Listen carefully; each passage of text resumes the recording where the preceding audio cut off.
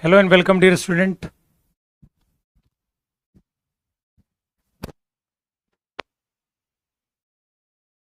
Good afternoon, everyone. Good afternoon. Jai Hind.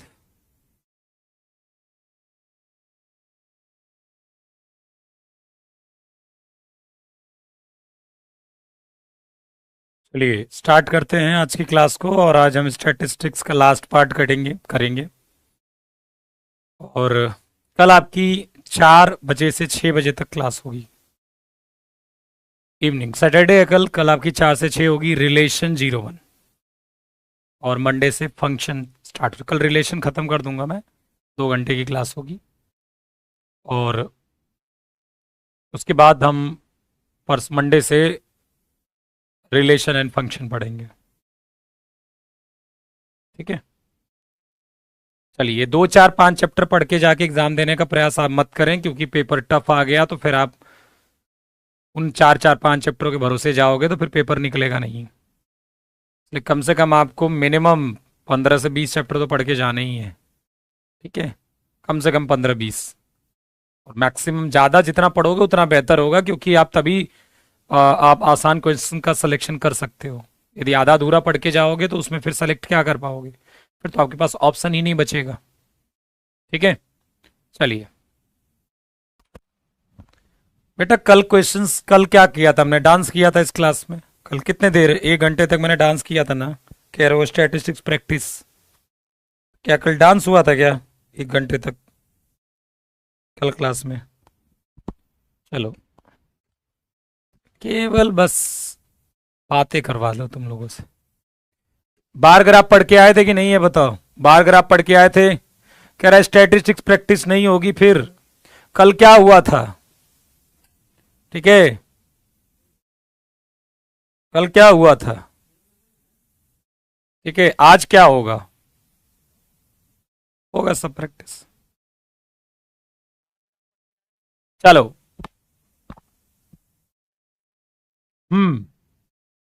तो histogram, ये अंग्रेजी लंबी चौड़ी है, वाईटी पर होगी प्रैक्टिस 6 बजे से 6 पीएम से होगी। 6 पीएम से कल 6 पीएम से। ठीक है, स्किप करने वाले चैप्टर वो आपको डिसाइड करने कौन से कठिन है। ठीक है, ये सब आप जब पढ़ाई शुरू करते हो तो आपको अंदाजा हो जाना चाहिए, लेकिन तुम्हें रोज समस्याएं होती हैं इस तरह की चीजों की। रोज नहीं सब चीजों पर चर्चा करी जाती है यार। एक दिन आप सबको डिसाइड कर लो ऐसे ऐसे करना है बस, ठीक है, उस पर लग जाओ। लेकिन तुम्हारा रोज एक नया होता है, कौन से इंपॉर्टेंट चैप्टर ये है वो है, बस अभी तक तुम्हें यही नहीं पता। तुम तब से तैयारी कर रहे हो कि कौन से चैप्टर से कितने क्वेश्चन आते हैं। ठीक है, 12:30 बजे वाली क्लास नहीं होगी बेटा, 4 बजे से होगी वो 6 बजे तक रिलेशन। ठीक है, हाँ, तो मैं बता देता हूं हिस्टोग्राम के बारे में और बार ग्राफ के। देखो बार ग्राफ क्या होता है, ऐसा कुछ है नहीं बहुत बड़ा। ठीक है, ठीक, हाँ कर सकते हो। कल की क्लास से कोई संबंध नहीं है, नहीं भी की हो तब भी आप कर सकते हो। देखिए कल तो प्रैक्टिस ही हुआ था, तो ऐसा कोई संबंध तो है नहीं। ठीक है, देखिए बार ग्राफ क्या है। बार ग्राफ आप घर लोग सबने पढ़ा है बार ग्राफ? बताइए, बार ग्राफ पढ़ा है आपने? क्या पढ़ के आए हो बार ग्राफ के बारे में? बार ग्राफ के बारे में क्या पढ़ के आए हो? क्या पढ़ के? मैंने कहा था ना कल पढ़ के आना। क्या पढ़ के आए हो बार ग्राफ के बारे में?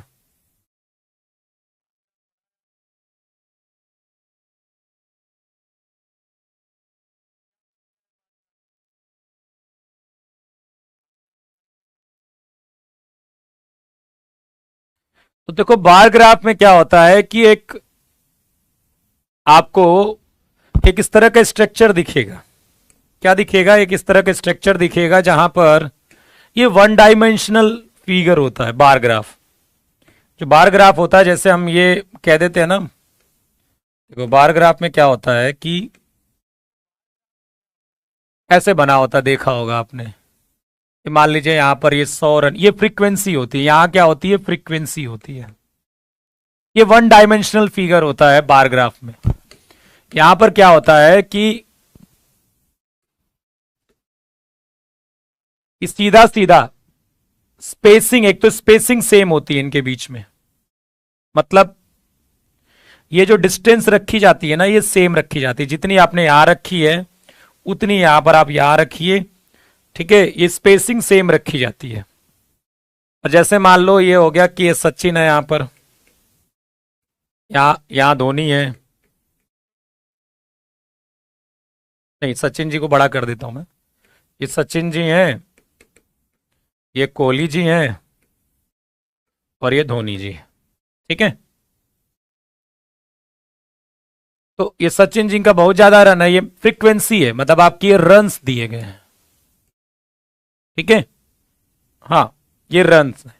तो कोहली जी का ग्राफ इतना तक गया है, मतलब उन्होंने चाहे जितने भी रन बनाए हैं, धोनी जी का थोड़ा कम गया है और सचिन जी का ज्यादा ऊपर तक चला गया। ओके, तो एक तो इनके बीच में स्पेस जो होता है वो सेम रखा जाता है, और ये जो ये लेंथ होती है ना, ये भी, ये विड्थ जो होती है वो सेम होती है। जो ये विड्थ होती है ना, ये इसकी, ये जो विड्थ होगी वो सेम होगी, और ये जितना ऊंचा होगा तो उससे ये पता चलेगा कि उसकी फ्रीक्वेंसी ज्यादा है, उसकी फ्रीक्वेंसी ज्यादा है, तो ये बार ग्राफ होता है, ठीक है। ये सब 8वीं पढ़ के रखा है। हाँ, इसकी जो लेंथ होगी वो फ्रीक्वेंसी के सीधे प्रोपोर्शनल में होगी, जितना फ्रीक्वेंसी ज्यादा होगी उतनी लेंथ ज्यादा होगी इसकी, लेंथ फ्रीक्वेंसी, लेंथ जितनी ज्यादा उतनी फ्रीक्वेंसी ज्यादा, ठीक है। अब देखा होगा क्रिकेट मैच में भी रन नहीं दिखाते हैं, जैसे 5वां ओवर लिख देंगे और 5वें ओवर में इतना बड़ा, देखा होगा मैच, यदि मैच देखा होता है ऐसे दिखाते हैं, यहां पर फर्स्ट ओवर में दिखाएंगे इतना रन बना, फिर सेकेंड ओवर में इतना रन बन गया, फिर थर्ड में इतना बन गया, फोर्थ में इतना बन गया, फिर आया, फिर ऐसा छोटा छोटा हो गया, ये छोटा छोटा हो गया, 5वें 6ठे 7वें 8वें में छोटा छोटा बन गया, देखा होगा इस तरह से, कोई आया मार दिया बहुत चौके छक्के, यहां ऊपर तक चला गया ग्राफ। तो ये सब ये होते थे, ये ओवर है 1 2 3 ओवर है, और ये क्या है, रन्स है। ये सब बार ग्राफ को ही दिखाते थे, क्योंकि इससे आसान है दिखाना ना, लिखने में टाइम लगेगा। अब हिस्टोग्राम क्या होता है, देखिए हिस्टोग्राम अलग चीज, ये 2 डायमेंशनल फिगर है, हिस्टोग्राम क्लास इंटरवल के लिए होता है, ठीक है। हिस्टोग्राम किसके लिए होता है, क्लास इंटरवल के लिए। किसके लिए होता है, क्लास, जो कंटिन्यूअस क्लास होता है ना, जैसे इंटरवल होते हैं, जैसे इसके लिए होता है कि जैसे 0 में 10, 0 से 10 में 5 है, 10 से 15 में 20 है, 15 से 20 में, सॉरी 10 से 20 में कंटिन्यूअस, मतलब एक तो ये इंटरवल यहां लेंथ सेम होनी चाहिए, 20 है, और 20 से 30 में मान लीजिए ये 50 है, तो इसके लिए फिर हम इस्तेमाल करते हैं, ठीक है। यहां ये 2 डायमेंशनल फिगर होता है, ठीक है। हिस्टोग्राम को आयत चित्र बोलते हैं।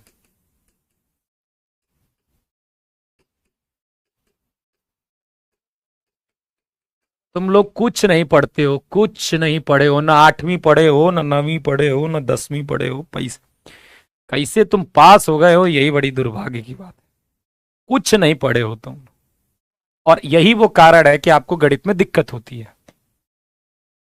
गणित में दिक्कत होने का कारण पता क्या होता है, यही दिक्कत होता है क्योंकि आपको कुछ पढ़ा नहीं है, और पढ़ा है तो सब भूल गए हो, यही समस्या है आपकी गणित में, ठीक है। अब देखिए ध्यान से, यहां पर क्या होता है, जैसे 0 से 10 में मान लीजिए 5 है, ठीक है, मान लो 0 से 10 ना, 10 से 20 शुरू हो गया, 30 से 40 में यहां पर 60 है, तो यहां से मैंने कर दिया यहां 10 से 20, यहां ऐसे उड़ा दिया 10 से 20, यहां स्पेस नहीं होता इनके बीच में, यहां स्पेस नहीं होता है, और इनकी विड्थ देखो, इनमें स्पेस नहीं होता, जैसे 10 से 20 में 20 तक गया है, आप ऐसे बना लीजिए, और 20 से 30 में कितना गया है, ये लगातार बनेगा, 50 गया है तो ऐसा बना दिए, इनके बीच में वो गैप नहीं रहता है, ये सीधा सीधा ऐसे ही होते हैं। 30 से 40 में 60 गया है तो सीधे उड़ाइए, सीधे ऐसे उड़ाइए 60, ये इतना बना दिए, ठीक है। तो ये चीज होती है हिस्टोग्राम में, ये कंटिन्यूअस क्लास इंटरवल के लिए होते हैं, ठीक, बात समझ में आ गई। तो ये सब कहानी लिखी गई है कि histogram is a graphical representation of the distribution of the data histogram is represented by set of rectangles, ये रेक्टेंगल से बना होता है। और histogram is graphical representation group frequency distribution with continuous, ये सब वही कहानी है। ठीक है, ओके। क्योंकि जो अच्छा इसका जो एरिया होगा वो क्या होगा, फ्रीक्वेंसी के प्रोपोर्शनल होगा। ठीक है, क्योंकि देखो फ्रीक्वेंसी पर ही डिपेंड करेगा।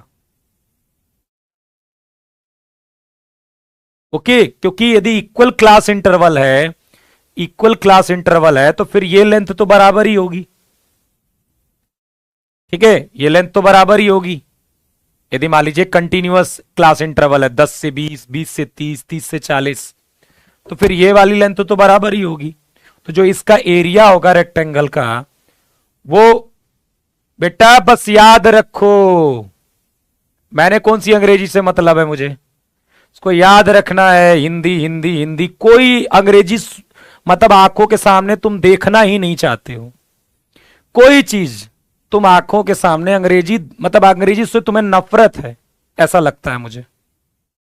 मतलब ऐसे लगता है कुछ भी अंग्रेजी में नहीं पढ़ना चाहते, एक लाइन अंग्रेजी में नहीं चाहते हो, तो यार फिर एनडीए की तैयारी तो एक अजीब सी चीज हो गई। आप कुछ भी अंग्रेजी में नहीं पढ़ना चाहते, एक लाइन नहीं पढ़ना चाहते, एक अक्षर देखना नहीं चाहते हो।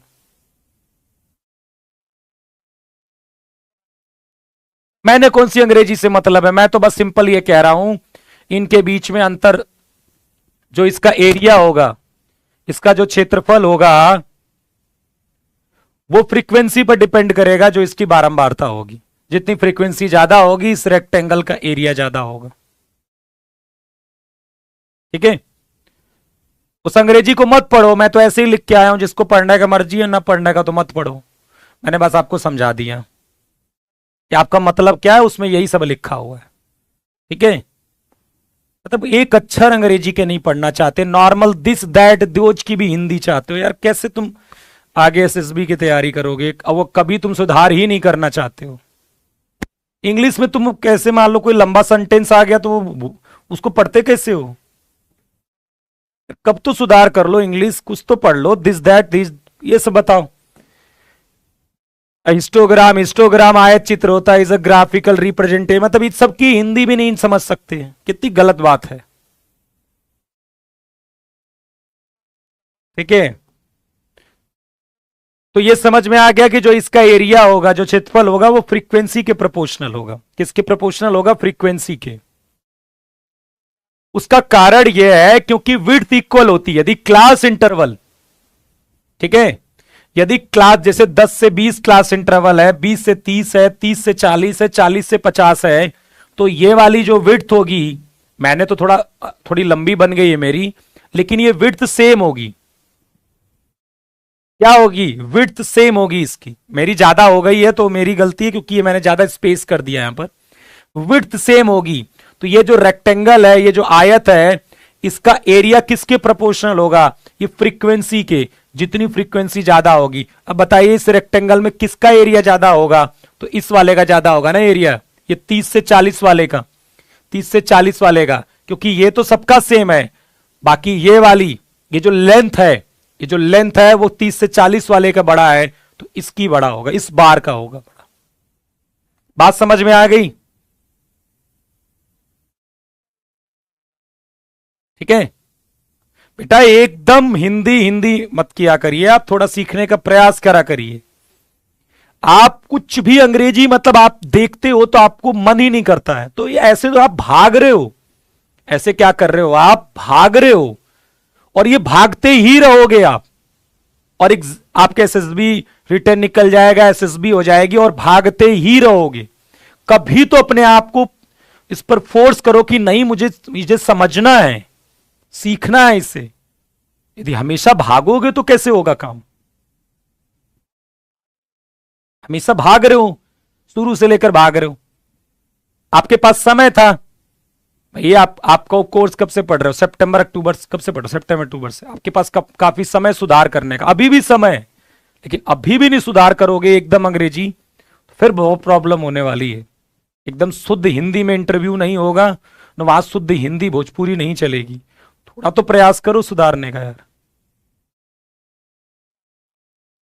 चलिए, तो ये हो गया, इसमें कुछ बहुत ज्यादा कहानी नहीं करनी है। ठीक है, ये अंग्रेजी पे मत जाइएगा, जो मैं आपको सिखा रहा हूं बस उसको समझिएगा बस। ठीक है, अंग्रेजी आपको सेंटेंस लिखने को नहीं आएगा। अब बात होती है फ्रीक्वेंसी पॉलीगन क्या होता है।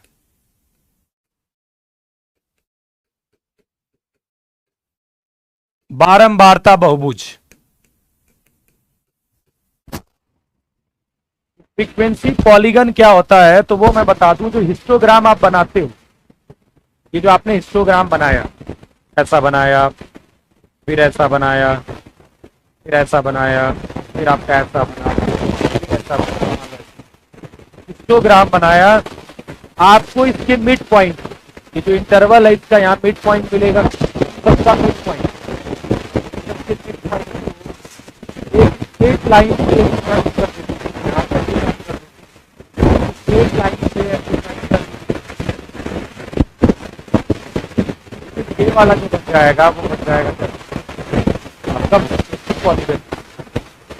स्ट्रेट लाइन से क्या हो गया, क्या हो गया है?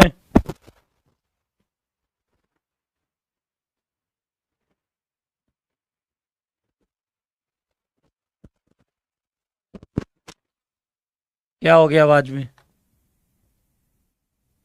एक मिनट, क्या हो गया आवाज? हम्म।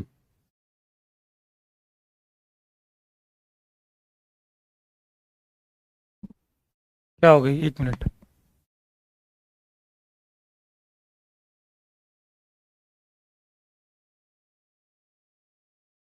क्या हो गया आवाज? आ नहीं रही सही? हम्म। ठीक है ना?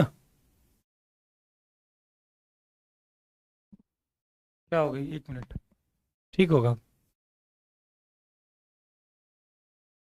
ठीक। क्या हो गया आवाज? आ नहीं रही सही? ठीक है, चलो।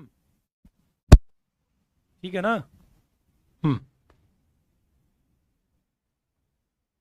चलो देखो, तो फ्रीक्वेंसी बारंबारता बहुभुज क्या होता है? बारंबारता बहुभुज क्या होता है कि ये जो आप हिस्टोग्राम बनाते हो ना, उसके ये जो मिड पॉइंट होंगे, जो क्लास इंटरवल होगा ऊपर ऐसे गया, इसका जो मिड पॉइंट है, इसका जो मिड पॉइंट है, इसका जो मिड पॉइंट है, इसका जो मिड पॉइंट है, इसका जो मिड पॉइंट है, ये जो लेंथ है इसको ऊपर गया, इसका जो मिड पॉइंट होगा, उनको यदि एक स्ट्रेट लाइन से हम ज्वाइन कर दें, उनको एक सरल रेखा से ज्वाइन कर दें, तो वो फ्रीक्वेंसी पॉलीगन होता है। आप सीधे सीधे इसको लिख लीजिए, इसको क्या कर लीजिए, लिख लीजिए। क्या कर लीजिए, इसको लिख लीजिए। क्या करना है आपको, इसको लिख लेना है। ओके, क्या करना है, जो मिड पॉइंट है ये इनके, उनको क्या करना है, उनको एक स्ट्रेट लाइन से ज्वाइन कर लेना है, और एक सरल रेखा से ज्वाइन कर लीजिए। वो जो स्ट्रक्चर बनेगा वो फ्रीक्वेंसी पॉलीगन है। उसको आप चाहो तो हिंदी में अपनी भाषा में लिख सकते हो इस चीज को। ठीक है, अब इसके बाद आता है फ्रीक्वेंसी कर्व। इसके बाद क्या आता है, फ्रीक्वेंसी कर्व। इसके बाद आता है फ्रीक्वेंसी कर्व, बारंबारता वक्र। इन दोनों में थोड़ा सा अंतर होता है, इसमें थोड़ा सा अंतर होता है। ये भी हिस्टोग्राम को फिट करते हैं, जैसे हिस्टोग्राम है ये,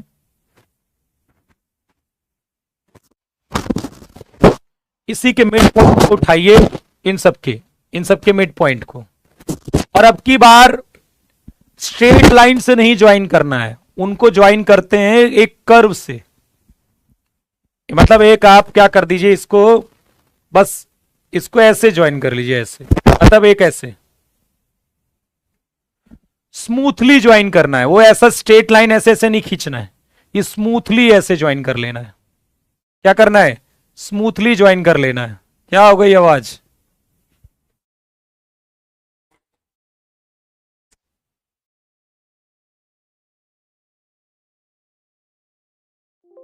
क्या हो गया यार, क्या हो गया?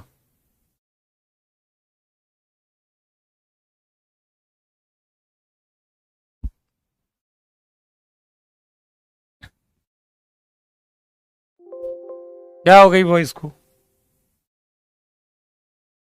हाँ।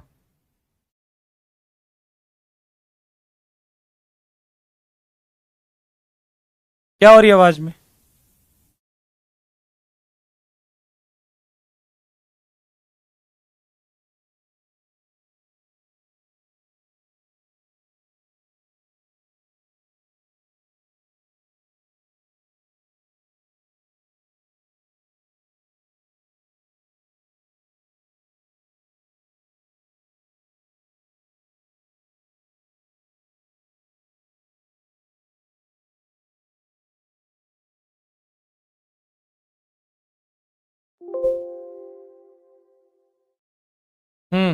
आवाज नहीं आ रही?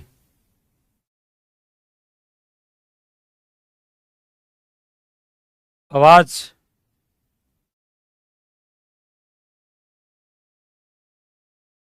आवाज नहीं आ रही?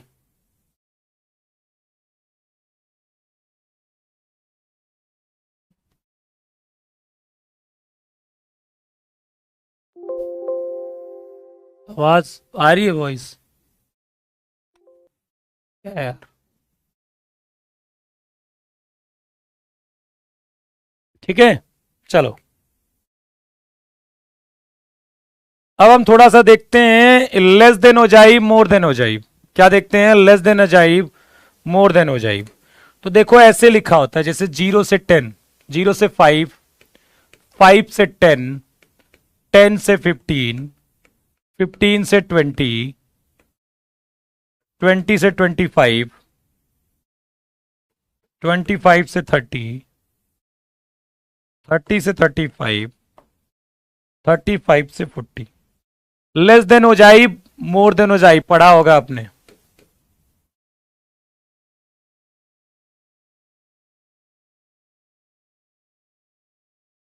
ठीक है, बोलिए। अब सही है भैया कि नहीं है ये बताओ यार।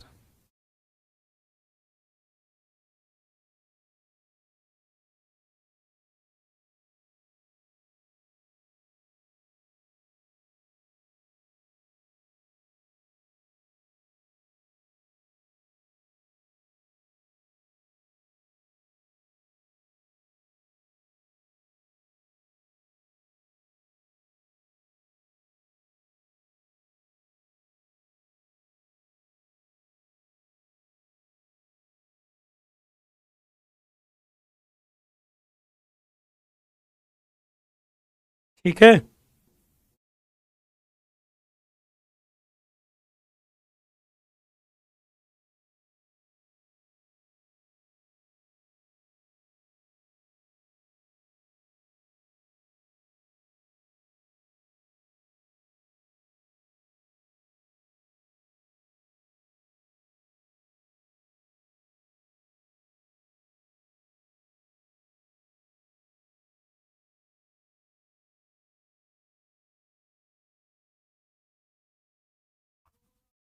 ठीक है। देखिए लेस देन हो जाइब मोर देन हो जाइब ये कर्व होता है, फ्रीक्वेंसी कर्व ही है ये सब। क्या है? एक फ्रीक्वेंसी कर्व है। आवाज आ रही है ना? ये क्या है? एक फ्रीक्वेंसी कर्व है। ये सब फ्रीक्वेंसी को ही बताते हैं, एक फ्रीक्वेंसी कर्व है। क्या पूछ रहे हो? इसे बोलते हैं तोरड़ से कम। ठीक है, ले ओजाइब भी याद रखिएगा, कई बार हिंदी में लिखकर ओजाइब ओजाइब भी आ सकता है, तो आप कुछ नहीं कर सकते, इसलिए अंग्रेजी याद रखिएगा। मेरी बात समझिए। हिंदी कई बार ऐसी हिंदी आ सकती है जो शायद आपके बुक में न लिखी गई हो हिंदी। ठीक है, या फिर मैंने जो बताई हो, कुछ ऐसे टॉपिक हैं जिनकी जो हिंदी होती है उसके कई हिंदी हैं, तो कोई भरोसा नहीं है वो कौन सी हिंदी लाकर लिख दें, इसलिए उसके अंग्रेजी वर्ड जरूर याद करिएगा। कम से कम मेरा विनम्र निवेदन है कि जितने भी टॉपिक्स पढ़े हो आप, उसकी कम से कम टॉपिक्स की कम से कम हिंदी और अंग्रेजी पढ़िएगा। उन टॉपिक्स की तो कम से कम हिंदी और अंग्रेजी पढ़िएगा, क्योंकि आप किसी भी हिंदी को बुक को देखिए उसके बगल में अंग्रेजी लिखी होती है। आप हिंदी बुक को देखिएगा, यदि थोड़ी ढंग की हिंदी हिंदी बुक होगी तो उसमें उसकी बगल में कम से कम टॉपिक की अंग्रेजी लिखी होती है। ठीक है।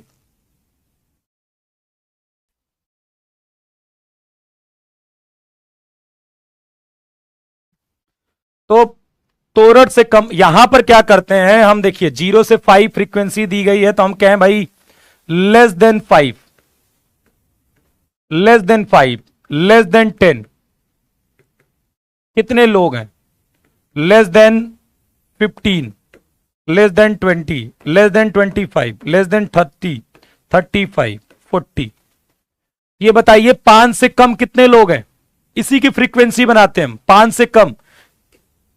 अब रेयर इस तरह के क्वेश्चंस आते हैं, लेकिन क्योंकि पहले आए हुए हैं तो इसलिए मैं बता दे रहा हूं, क्योंकि आप पीवाईक्यू सॉल्व करोगे तो ये सब चीजें आपको मिलेगी, तो आप कहोगे आपने पढ़ा नहीं है। अब तो मत कम ही पूछा जाता है ऐसा कुछ भी, ठीक है।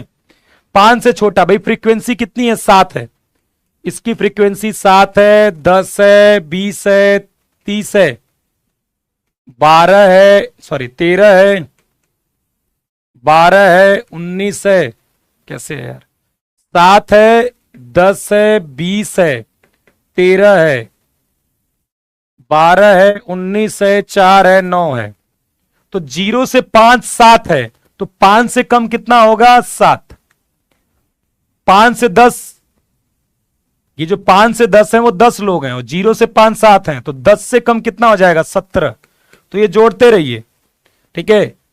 15 से कम ये जोड़ दीजिए सबको, 37। बताओ कितना कितना आएगा, ये कितना आ जाएगा, 37। बताओ कितना आएगा ये, 4 नहीं 14 है, कहां गया, हाँ 14 है। अब 20 से कम, 20 से कम में ये चारों आ जाएंगे, तो 33, 50 आ जाएगा ये। फिर 50 में 12 जोड़ दो, 62 आ जाएगा। 62 में 19 जोड़ दो, 81 आ जाएगा। 81 में 14 जोड़ दो, 95 आ जाएगा। 104 आ जाएगा। कितना आ जाएगा, 104 आ गया। भैया ये मत करे कुछ देर बाद ये समझ में नहीं आ रहा किसी को, 5 से कम, भाई 0 से 5 तो 7 है ना, तो 5 से कम 7 होंगे। अब 10 से कम मतलब ये भी आएगा उसके अंदर, ये भी आएगा, इसलिए जोड़ दिया मैंने। 15 से कम में ये तीनों आएंगे, 20 से कम में ये चारों आएंगे, तो उसमें बस अगला वाला जोड़ते जाइए। अब आपको इसको एक ग्राफ से बनाना है बस, कि जब 0 से 5 हम ले रहे थे, 0 से 5 जब हमने लिया तो उसकी फ्रीक्वेंसी कितनी आई, 7 आई, यहां कहीं आ गई 7। 5 से जब 10 लेने गए तो फ्रीक्वेंसी आ गई 17। फिर ऑब्वियसली बढ़ेगी वैल्यू, ऑब्वियसली जैसे जैसे आगे जाओगे वैल्यू बढ़ेगी। 10 से 15 में ये मिल गया, 15 से 20 में ऐसे मिल गया, ऐसे मिल गया, ऐसे मिल गया। तो इसको ऐसे स्मूथली ज्वाइन कर लीजिए बस। तो ये आपका क्या हो गया, लेस देन ओजाइव हो गया। ये क्या हो गया, ये जब पॉइंट मिले थे, फ्रीक्वेंसी वन नोट कर लीजिए, ठीक है।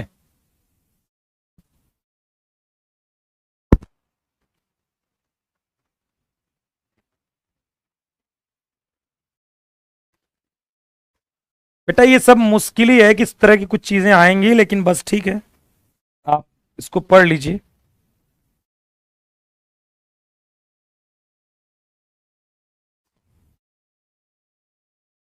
ठीक है,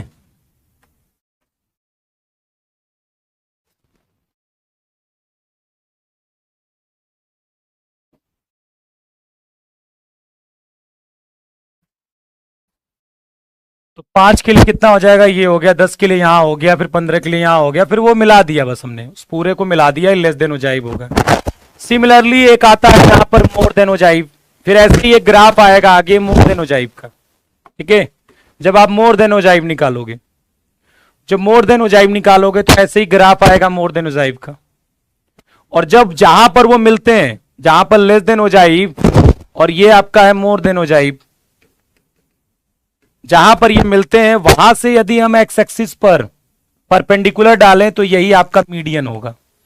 जहां पर ये लेस देन ओजाइव कर्व और मोर देन ओजाइव कर्व मिलते हैं, वहां से यदि हम परपेंडिकुलर ड्रॉप डालें एक्स एक्सिस पर, यही आपका मीडियन होगा।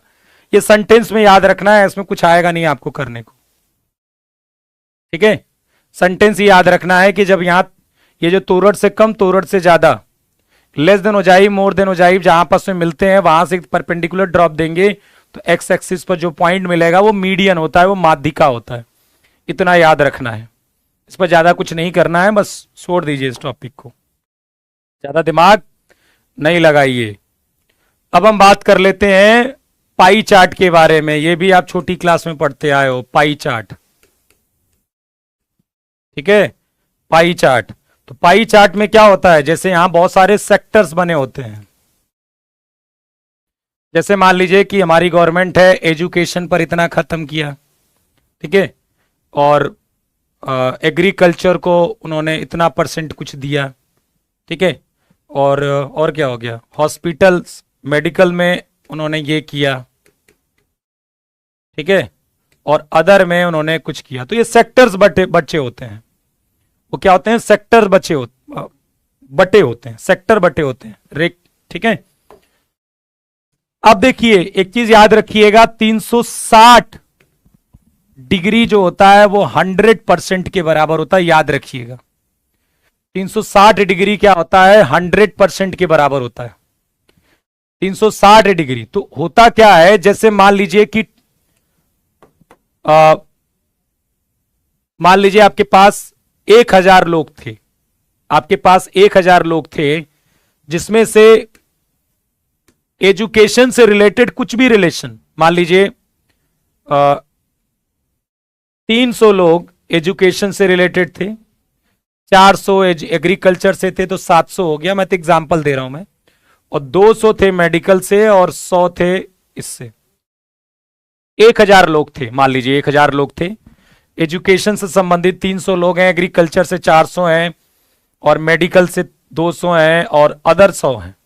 अब मैं ये कहूं कि ये जो सेक्टर है एजुकेशन वाला, वो कितना डिग्री का कोड बना रहा है यहां पर, सेंट्रल एंगल जिसे बोलते हैं, सेंट्रल एंगल, केंद्रीय कोण,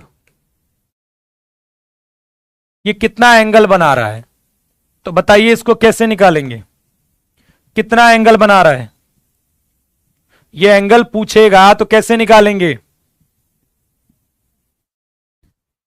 यदि ये एंगल पूछता है और परसेंटेज पूछता है कि ये 300 है तो वो कितने परसेंट है, तो यार देखो परसेंट पूछ रहा है तब तो बहुत आसान है, ठीक है, परसेंट पूछ रहा है तब तो आसान है।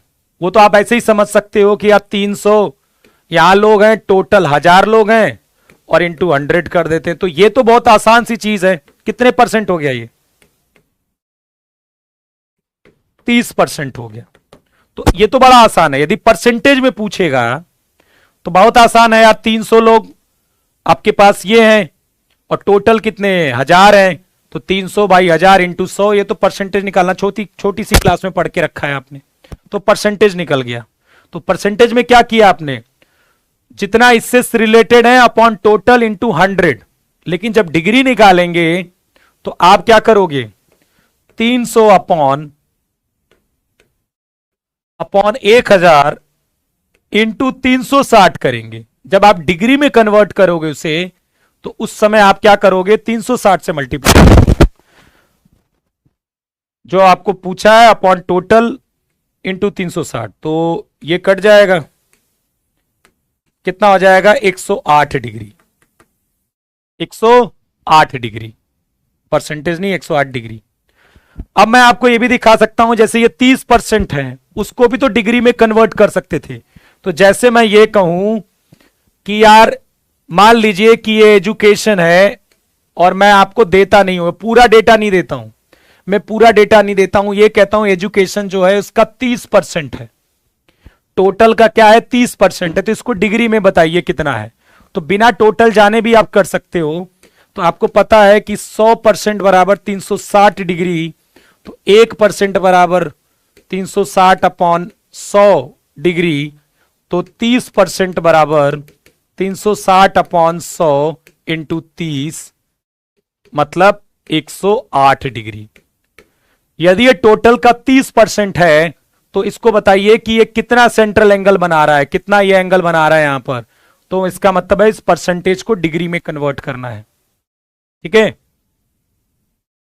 ठीक है, क्या करना है, 30% को आपको डिग्री में कन्वर्ट करना है। तो मैंने कहा 100% बराबर 360 डिग्री, तो 1% बराबर 360 डिग्री बाई 100, तो 30% बराबर ये। या फिर मैं ये दे दूं कि यार ये जो एजुकेशन है वो 108 डिग्री है, ये सॉरी ये जो एजुकेशन है वो उससे बना द्वारा, ये जो सेंट्रल एंगल है वो 108 डिग्री है। ये जो सेंट्रल एंगल है वो कितना है, 108 डिग्री है। तो ये बताइए कितने परसेंट है, ठीक है, कितने परसेंट है ये, कितने परसेंट है 108 डिग्री, कितने परसेंट है, कितने परसेंट है ये। तो आप कहोगे भाई 360 डिग्री बराबर 100%, 1 डिग्री बराबर 100/360%। तो 108 डिग्री बराबर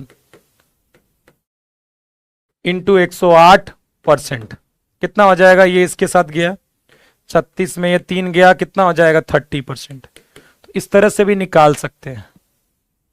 कन्वर्जन तो समझ गए आप, ये बस याद रखना है, फिर कन्वर्जन तो आसान है। तो ये पाई चार्ट में यही सब आता है और कुछ नहीं आता, ठीक है, पाई चार्ट में यही सब आता है और कुछ नहीं आता है। चलिए अब हम बात करेंगे कोवेरिएंस के बारे में, और ये टॉपिक अच्छे हैं थोड़ा सा, ठीक है। किसके बारे में बात करेंगे, कोवेरिएंस, सहप्रसरण, सहप्रसरण। यहां पर दो आपको गिवन होंगे। अभी तक आप जब वेरिएंस निकाल रहे थे तो आपको x1 x2 xn गिवन था ना बेटा, आपको क्या गिवन था, x1 x2 xn।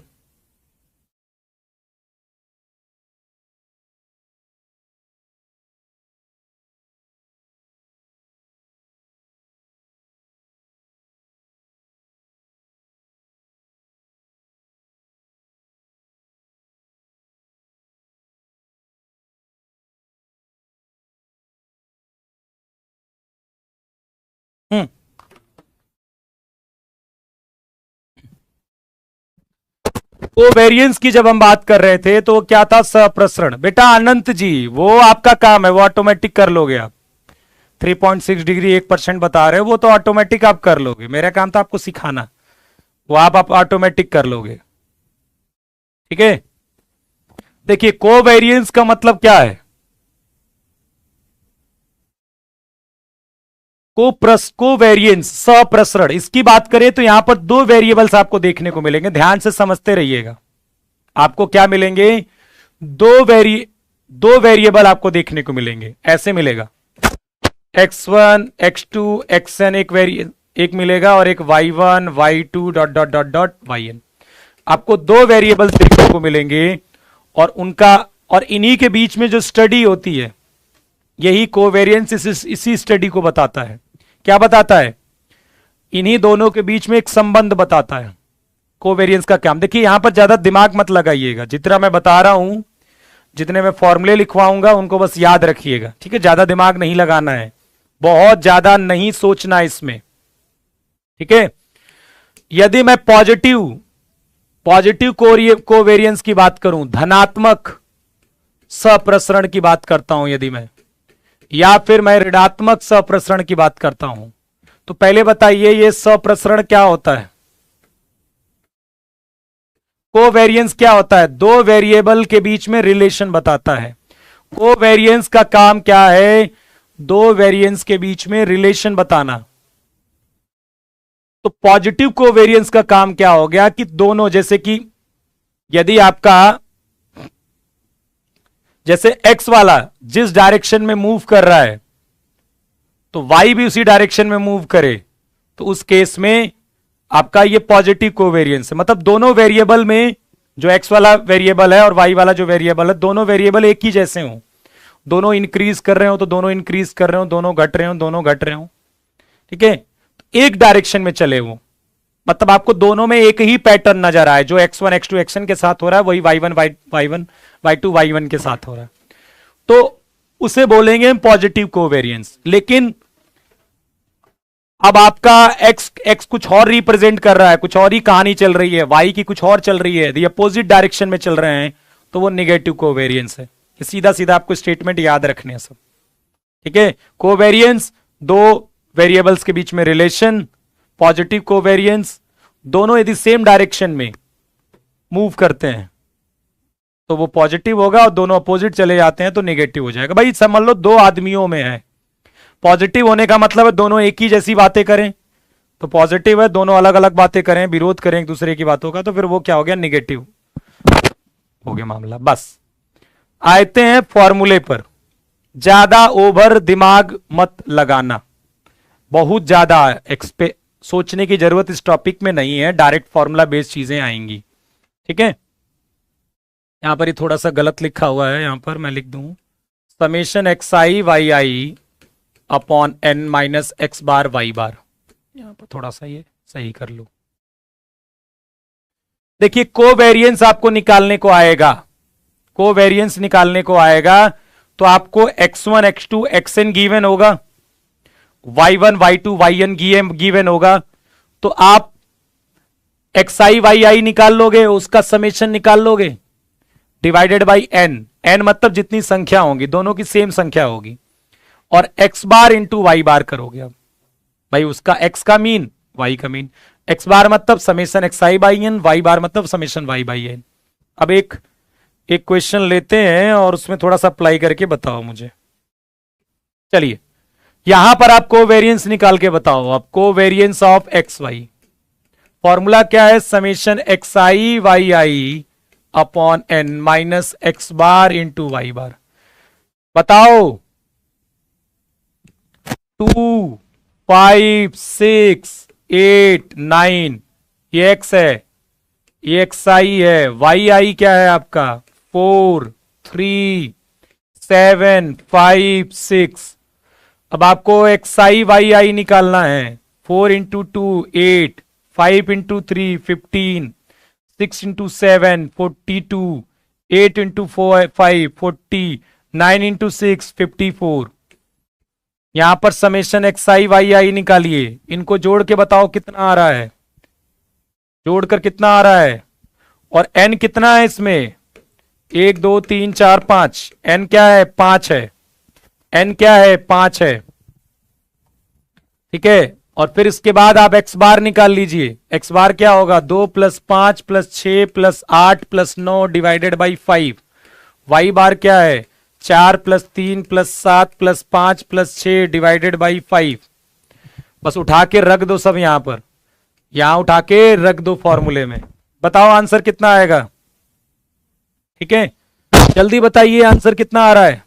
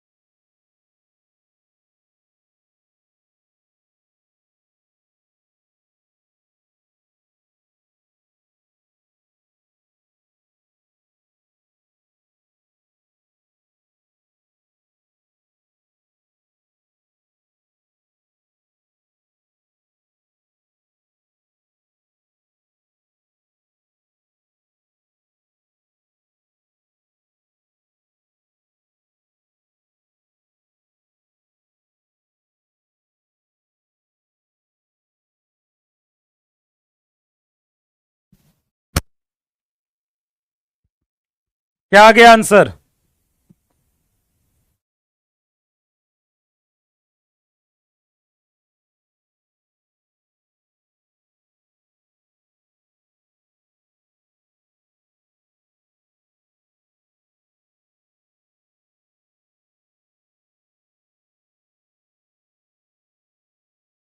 कितना आ गया 9/5। ठीक है, जो भी आ गया हो बस इस फॉर्मूले में रखना है आपको उठा के। ठीक है, सबका सेम आ गया ना, ये ऐड कर लेना यहां पर, फिर यहां उठा के रख देना है, एन आपको 5 रखना है, एक्स बार आप यहां निकालोगे, वाई बार आप यहां निकालोगे।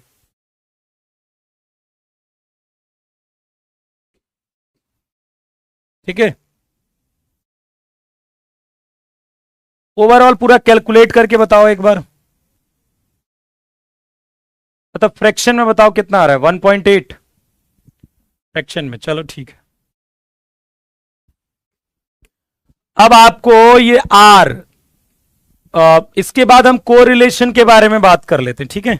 किसके बारे में बात कर लेते हैं? कोरिलेशन के बारे में। तो इसके बाद हम पहले कोरिलेशन देख लो आप।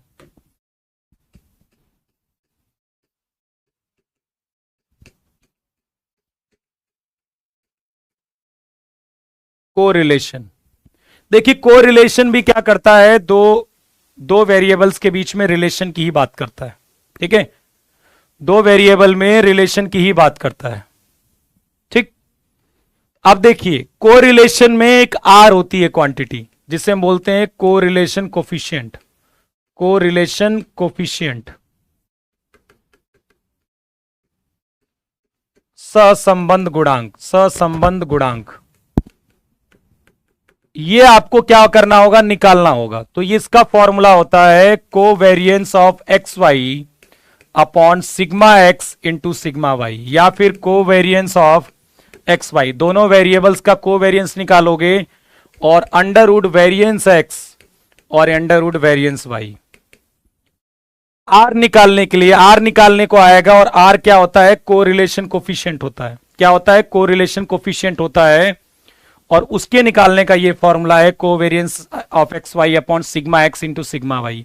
सिग्मा एक्स मत पूछना क्या होता है, एच डी होता है भैया, H D of x1 x2 xn। और सिग्मा वाई क्या होगा? H D of y1 y2 dot dot dot yn। ठीक है, तो ये आपको याद रखना है। आर निकालने को आएगा, जिससे हम कोरिलेशन कोफिशिएंट बोलते हैं, वो निकालने को कभी आएगा। और कोवेरिएंस और ये सब चीजें गिवन होंगी, आर हम निकाल सकते हैं। एक फॉर्मूला है, उसे याद रखिए, ठीक है। इस फॉर्मूले को याद रखिए, कभी आर निकालना होगा कोरिलेशन कोफिशिएंट, तो उसी covariance X Y upon sigma X sigma Y का इस्तेमाल करेंगे, ठीक है।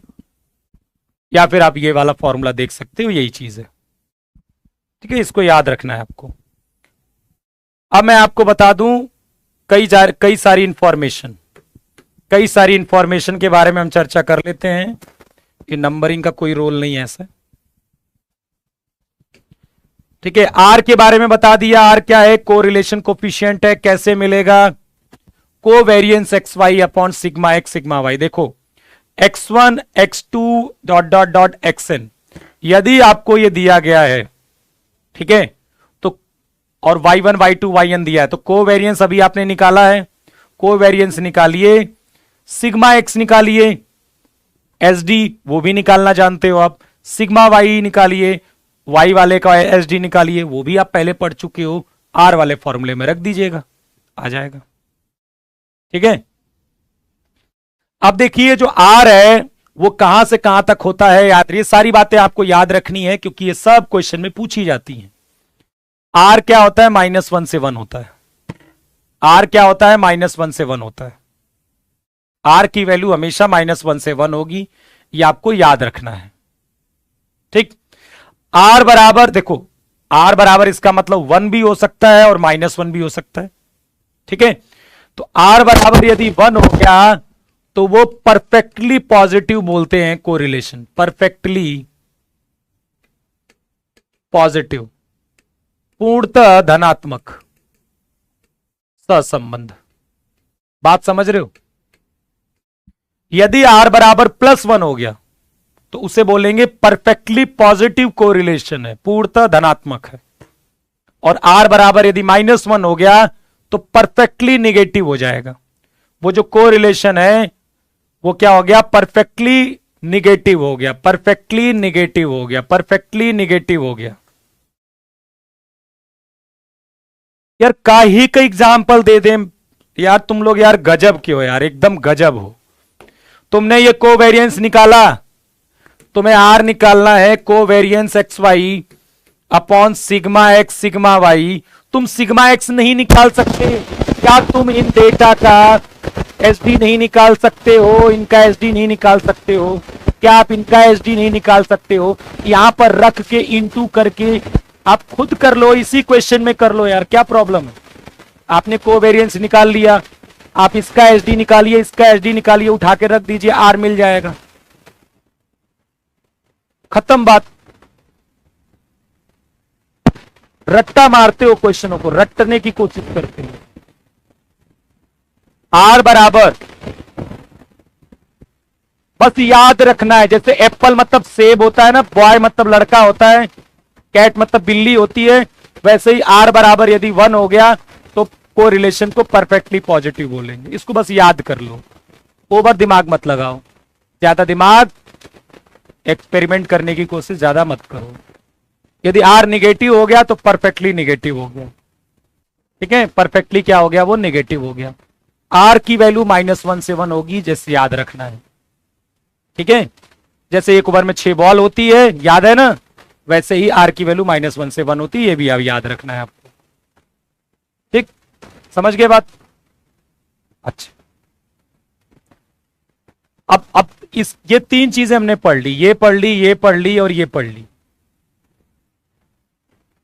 Coefficient of correlation is a pure number. ये जो आर होता है, ये जो आर होता है वो एक नंबर होता है, इसका कोई यूनिट नहीं होती है, ठीक है।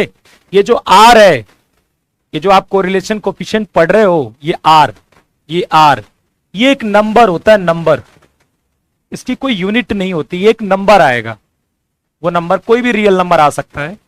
आर क्या है, एक नंबर आएगा, उसकी कोई, ये सब क्वेश्चन में पूछा जाता है, उसकी कोई यूनिट नहीं होती है।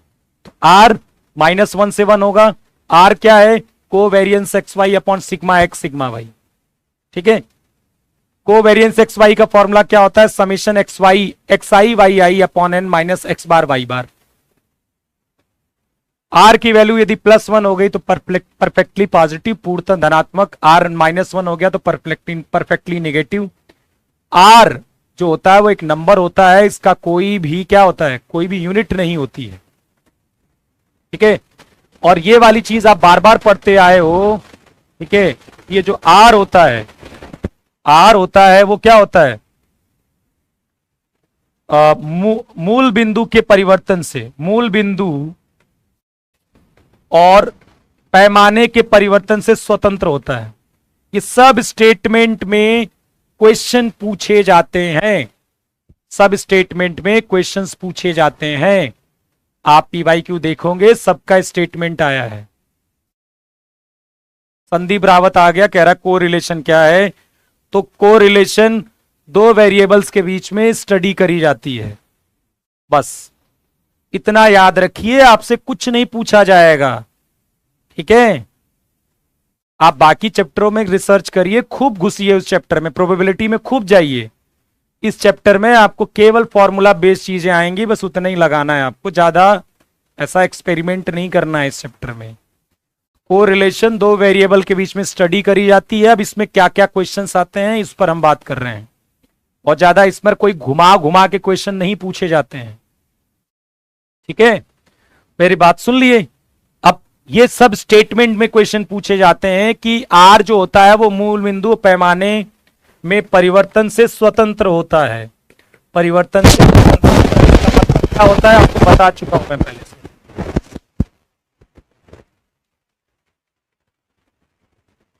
मतलब कि यदि आप कुछ ऑब्जर्वेशन में कुछ जोड़ देते हो या फिर कुछ इंटू कर देते हो तो कोरिलेशन कोफिशिएंट नहीं बदलेगा आपका, ठीक है।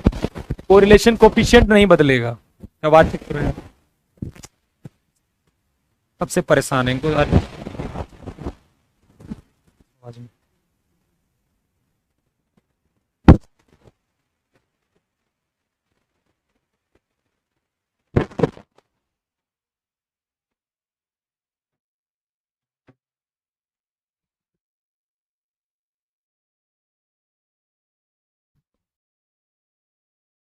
ठीक है, तो आर क्या होता है, independent of change in origin and scale होता है। इस पर हम बात कर लेते हैं। यदि आर की वैल्यू 0 से 1 के बीच में होता है, आर यदि 0 और 1 के बीच में होता है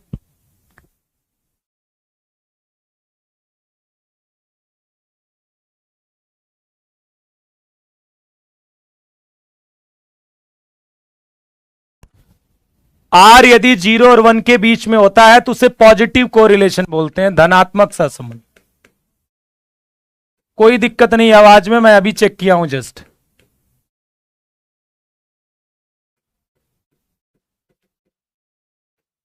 ठीक है। यदि r 0 और 1 के बीच में है तो उसे पॉजिटिव कोरिलेशन बोलेंगे। देखो परफेक्टली और पॉजिटिव में अंतर है, याद रखना। परफेक्टली तब बोलते हैं जब r बराबर 1 हो, तब परफेक्टली पॉजिटिव बोलते हैं। लेकिन जब r 0 और 1 के बीच में हो तो उस केस में इसे पॉजिटिव कोरिलेशन बोलेंगे। क्या बोलेंगे? Positive correlation. और जब -1 और 0 के बीच में होगी तो निगेटिव कोरिलेशन बोलेंगे। ठीक है। और यदि r 0 हो गया, इसका मतलब x और y में दोनों वेरिएबल्स में कोई रिलेशन ही नहीं है। r 0 होने का मतलब हो गया कि वो दोनों वेरिएबल आपस में कोई रिलेशन नहीं है उनका। जैसे कि कुछ भी, दोनों वेरिएबल्स एकदम अलग अलग हैं, उनका कोई आपस में संबंध नहीं है, तो उस समय r 0 आएगा उनका। उस समय r क्या आएगा? 0 आएगा। परफेक्टली पॉजिटिव बेटा एक स्टेटमेंट है, उसको याद रखना है कि जब r 1 होगा तो उसे परफेक्टली पॉजिटिव बोलेंगे, और जब r 0 और 1 के बीच में होगा तो केवल पॉजिटिव बोलेंगे। परफेक्ट चीज क्या होती है? ठीक है, जैसे प्रोबेबिलिटी 1 भी तो होती है, तो 1 को एक स्पेशल नाम दिया गया। प्रोबेबिलिटी क्या होती है? 0 से 1 में 1 को स्पेशल नाम दिया गया कि यदि प्रोबेबिलिटी 1 हो गई तो उसे बोलेंगे प्योर इवेंट बोलेंगे। ठीक है, सॉरी प्योर बोल रहा हूं, श्योर इवेंट बोलेंगे। प्योर निकल गया, श्योर इवेंट बोलेंगे। और p बराबर 0 हो गया तो इम्पॉसिबल इवेंट बोलेंगे। तो एक नाम देते हैं ना, प्रोबेबिलिटी 0 से 1 होती है, तो जब 1 होती है तो उसे श्योर इवेंट बोलते हैं, निश्चित घटना बोलते हैं। और जब r 0 हो जाती है तो उसे इम्पॉसिबल इवेंट बोलते हैं। तो वो एक एक नाम हो गया भाई, और बाकी प्रोबेबिलिटी होगी तो नॉर्मल बोलेंगे। ठीक है, तो ये सब याद रखना है, बस सीधा सीधा याद रखना है। मैं बोल देता हूं, r -1 से 1 के बीच में होगा, समझ में आ गया? 1 हो गया तो परफेक्टली पॉजिटिव, -1 हुआ तो परफेक्टली निगेटिव, 0 से 1 के बीच में हुआ तो पॉजिटिव कोरिलेशन, -1 से 0 के बीच में होगा तो निगेटिव कोरिलेशन, 0 हो गया तो कोई भी रिलेशन नहीं। r जो होता है उसको एक नंबर होता है, उसकी कोई यूनिट नहीं होती है। r जो होता है वो independent of change in origin and scale होता है, मतलब कुछ भी ऐड करें कुछ भी सब्ट्रैक्ट करें, r को कोई फर्क नहीं पड़ेगा। ये सारी का समावेश एक ही में मैंने आपको बता दिया, एक बस याद रखना है, इसको आपसे पूछा जाएगा। ठीक है, इससे ज्यादा यदि आप ओवर दिमाग लगाना चाहते हो तो परमुटेशन चैप्टर है, प्रोबेबिलिटी, जाइए वहां पर खूब अंदर घुसिए। क्यों ये बॉल 1 निकल रही है, क्यों 2 निकल रही है, क्यों ये हो रहा है, कौन घुस रहा है, कितनी बॉल निकली, इनमें रिसर्च करिए, कोई दिक्कत नहीं है। क्योंकि वहां पर ऐसे टेढ़े मेढ़े क्वेश्चंस आपसे पूछे जाएंगे, यहां पर ये सीधा सीधा पूछा जाएगा आपसे। यहां से आपके क्या होगा? सीधा सीधा पूछा जाएगा। ना विश्वास हो तो जाओ PYQ उठाओ, तुम्हें ये सब सीधी सीधी चीजें वहां स्टेटमेंट में पूछी जाती हैं, वहां जाए। ठीक है, बस इससे ज्यादा दिमाग मत लगाओ यहां पर। अब हम बात कर लेते हैं रिग्रेशन की। ठीक है, इसकी बात कर लेते हैं, रिग्रेशन इक्वेशन की। रिग्रेशन, देखिए रिग्रेशन, यहां पर रिग्रेशन लाइंस आएंगी। रिग्रेशन क्या होता है? इसे बोलते हैं समाश्रयण।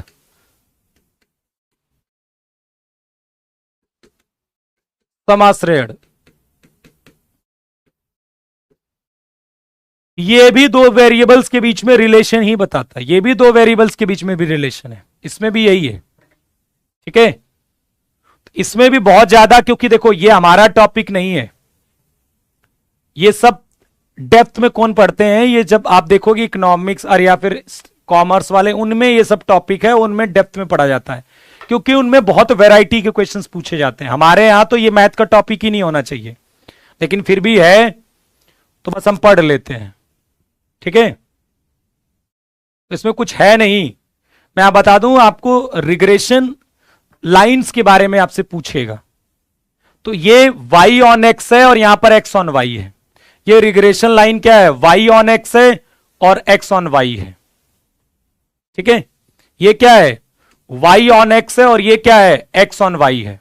ज्यादा बोलेंगे तो चैट बंद कर देना, इनकी बहुत बोलते हैं यार, ये सब बहुत बोलते हैं यार, कैसे पढ़ेंगे यार, ये कैसे पढ़ाई करेंगे यार, इतना तो ये लिखते रहते हैं चैट, सारा दिमाग तो उसी में चला जाता है इनका, कैसे कंसंट्रेट करते हैं यार। कैसे कंसंट्रेट करते हैं, दिन रात तो चैट करते रहते हैं यार, ये सब फोन चलाते रहते हैं, कैसे पढ़ेंगे ये सब बताओ।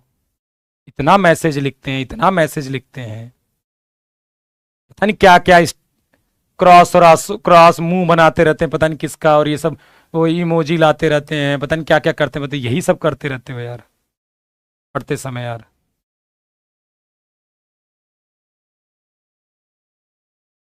तो यहां पर हम लाइन ऑफ रिग्रेशन करेंगे, पढ़ेंगे, एक तो y ऑन x पढ़ेंगे और एक क्या पढ़ेंगे, x ऑन y पढ़ेंगे। एक पढ़ेंगे y ऑन x और एक क्या पढ़ेंगे, x ऑन y। देखिए जब y ऑन x होगा तो फिर y माइनस वाई बार r जानते हो आप, सिग्मा y भी जानते हो, सिग्मा x भी जानते हो, सब कुछ जानते हो। जैसे जब लाइन की इक्वेशन पढ़ते थे तो क्या होती थी, y माइनस वाई वन बराबर m x minus x one, ये होती थी ना लाइन की इक्वेशन। तो जब ये गिवन होता था, ये गिवन होता था, ये गिवन होता था, तो बस इसमें उठा के रख देते थे, इसमें उठा के रख देते थे और इक्वेशन आ जाती थी। वैसे ही आपको y ऑन x से दी इक्वेशन लिखनी है, समासरण रेखा y की x पर y ऑन x लिखनी है, तो फिर आप इस फॉर्मूले का इस्तेमाल करेंगे जहां पर x बार y बार ये सब आपको गिवन होगा, नहीं तो निकालना होगा। और x ऑन y यदि पूछेंगे तो x minus X bar r सिग्मा x अपॉन सिग्मा y माइनस वाई बार।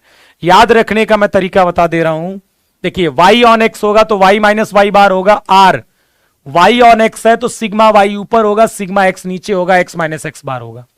और जब x ऑन y होगा तो ये तो होगा ही होगा r, क्योंकि x ऑन y है तो सिग्मा x अपॉन सिग्मा y होगा। क्या होगा, सिग्मा x अपॉन सिग्मा y। y ऑन x था तो y ऊपर था, x नीचे था, x ऑन y है तो x ऊपर है, y नीचे है। ठीक है, हम बात करेंगे किसके बारे में, बस इसको आपको सीधा सीधा आपको ऐसे ही आप याद रखिए कि y ऑन x में ये इक्वेशन होती है, आप सब कुछ जानते हो, आप r जानते हो क्या होता है, सिग्मा y भी जानते हो, सिग्मा x भी जानते हो, x बार भी जानते हो, y बार भी जानते हो। ठीक है, बस इसको आपको याद करना है। ओके, अब ये आपको इस क्वांटिटी को हम क्या बोलेंगे, जो r sigma y upon sigma x लिखे हो, इसे हम बोलते हैं बी वाई एक्स, और ये होता है रिग्रेशन कोफिशिएंट। क्या होता है, रिग्रेशन कोफिशिएंट, समाश्रयण गुणांक। ठीक है, समाश्रयण गुणांक होता है। और जो ये r sigma y sigma x upon सिग्मा y पढ़ते हो, ये होता है बी एक्स वाई, ये दोनों होते हैं समाश्रयण गुणांक। ठीक है, ये दोनों क्या होते हैं, रिग्रेशन कोफिशिएंट होते हैं। और जो r sigma y upon sigma x है उसी को बी वाई एक्स बोलते हैं, r सिग्मा x अपॉन सी वाई है उसे बी एक्स वाई बोलते हैं, इसे बोलते हैं रिग्रेशन कोफिशिएंट।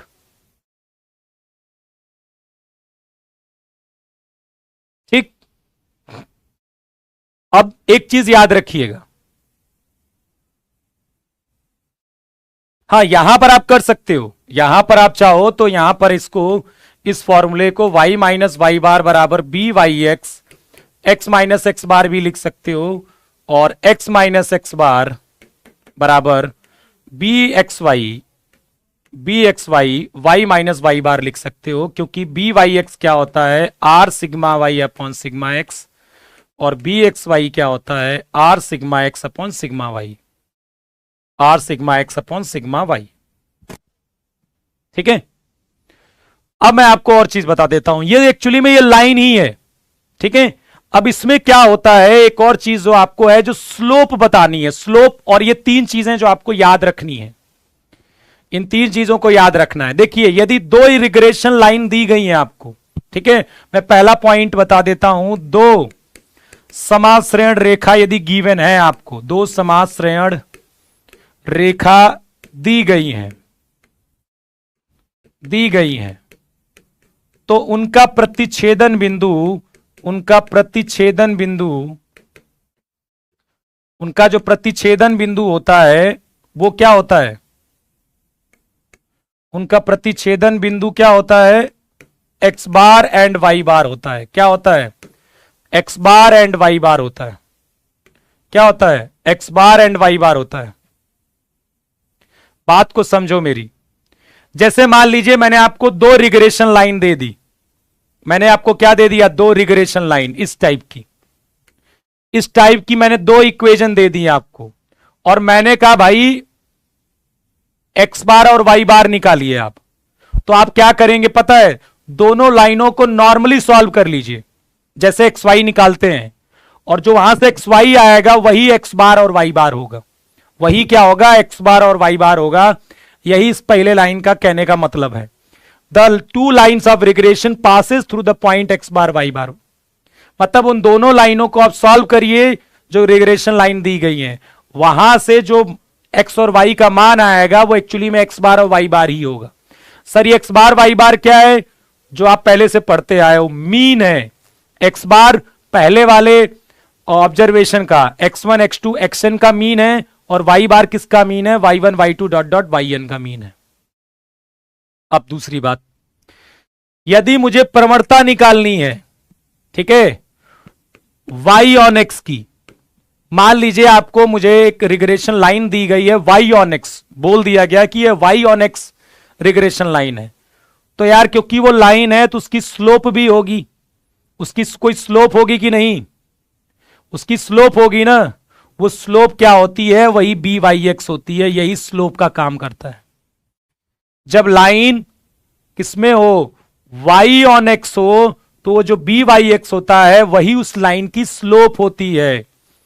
और तीसरा, जब एक्स ऑन वाई होता है तो 1 अपॉन बी एक्स वाई ये आपका स्लोप होता है। यदि एक्स ऑन वाई इक्वेशन दी गई है, एक्स और एक्स ऑन वाई दी गई है, तो 1 अपॉन बी एक्स वाई उसकी क्या होगी, स्लोप होगी। अब मैं आपको कराता हूं कुछ क्वेश्चन, लग रहा मुझे एक और लेक्चर लेना ही पड़ेगा यार, एक लेक्चर लेना ही पड़ेगा तभी ये होगा तुम्हारा कंप्लीट है, ठीक है। एक मिनट,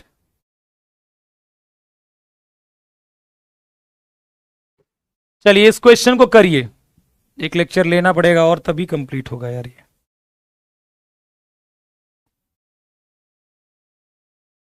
संदीप रावत जी आप चले जाओ बेटा, मुझे ज्ञान मत दिया करो, टाइम हो गया है।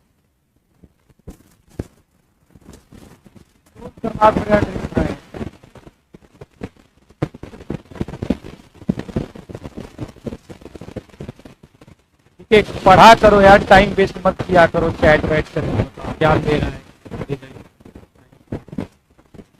वेट करती ही नहीं है क्लास, मजाक बना कर। क्या करेंगे बताइए इसमें, ये दो आपको रिग्रेशन लाइन दी गई है, दो आपको रिग्रेशन लाइन दी गई है, क्या निकालना है ये बताइए, क्या निकालना है। दो आपको रिग्रेशन लाइन दी गई है, क्या निकालना है,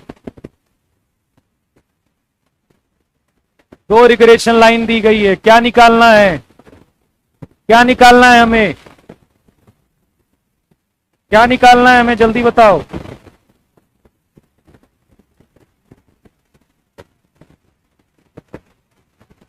बेटा आवाज आ रही है ना, पढ़ लो, ठीक है, खराब आ रही कोई बात, इतनी आ रही कि पढ़ सकते।